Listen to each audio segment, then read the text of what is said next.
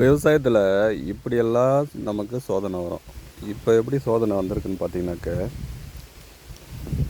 இங்கே பாருங்கள், இந்த கதிர் வந்து முழுசாகவே தின்னு இருக்கா, ஒரு 80% ஏதோ சாப்பிட்ருக்கு. இதே மாதிரி அங்கே, இதே போல் அங்கே, இது போல் பார்த்திங்கன்னா உள்ளெல்லாம் நிறைய கதிரை சாப்பிட்டு வச்சுருக்கு.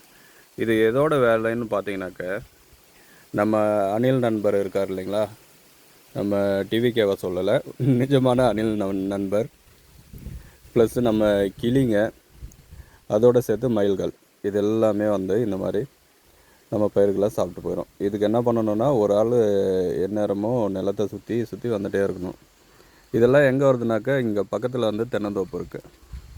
இதுலேருந்து நிறைய அணில்கள் வரும். இது போக பக்கத்தில் வந்து பார்த்திங்கன்னா ஆறு ஓடுது, அதுலேருந்து மயில்கள் எல்லாம் வரும். ஸோ காட்டுப்பன்னியோட தொல்லை இல்லாமல் இந்த மாதிரி சிறு விலங்குகளும் சிறு பறவைகளும் தோட்டத்தை அதால் எவ்வளோ முடியுமோ அந்த அளவுக்கு சாப்பிட்டு காலி பண்ணிட்டு போயிடுது.